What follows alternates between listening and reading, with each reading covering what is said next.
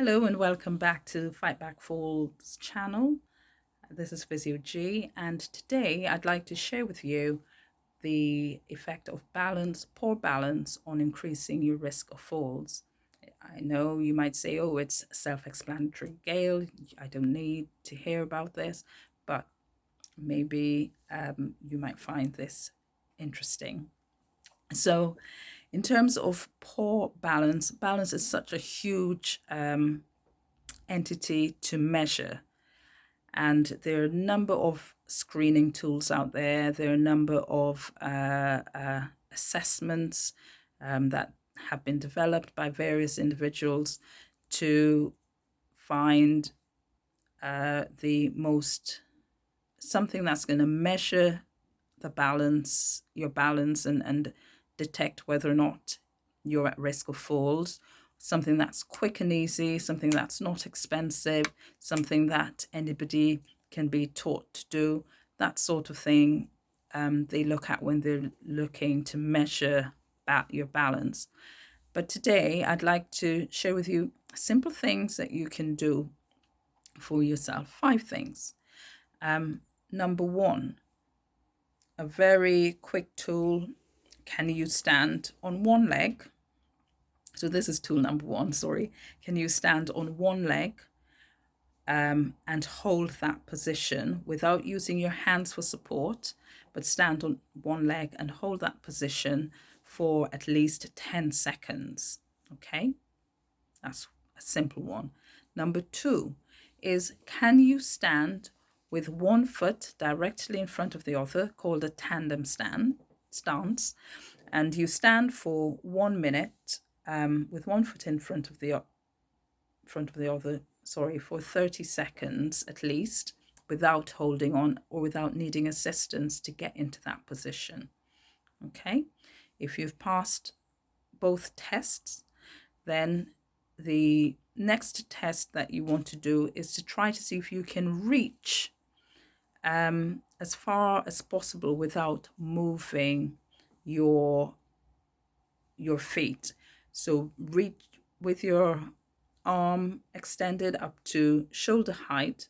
You're reaching as far as you can without moving your feet, and measuring that distance. And if that distance is more than 25 centimeters, then again, that's a pass. That's a tick. That, yes, so far, so good.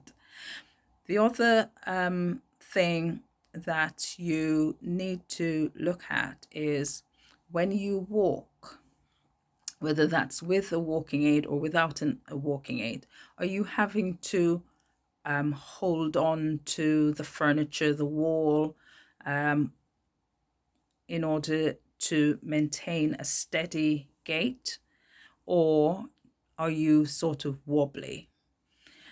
That's number 4. If you've passed that, then what I urge you to do is just have a look, go over, let's say, the past 12 months and see, have I had a fall over those past 12 months? And, like I think I said in one of the other videos, how did you fall? Where did you fall? Were you able to get up on yourself, or did you need to speak to ring for someone to get to a place of safety? So those are the 5 quick tests that you can do to screen yourself to see if you're at a risk of falling. Now, the more tests you score on, or you didn't meet the criteria, then it means that you're at greater risk of falling. So let's say you were unable to stand on one leg for 10 seconds, or you were unable to stand with one foot in front of the other for 30 seconds, then your falls risk would be higher you would be at a greater risk of falling, with those two being positive, meaning you weren't able to hold it for 10 seconds, or you weren't able to hold the tandem stand for 10 seconds, then 30 seconds, then you're at a greater risk of falling than someone who was able to do the single leg stance, or they were able to do the tandem stance. Okay, and a very important factor here is your self-report. So do you feel in yourself that you are falling, your balance is poor? And why do you feel your balance is poor? This is very important, because in a study that was conducted which looked at that, it was found that it predicted people's falls, whether that fall resulted in an injury or not.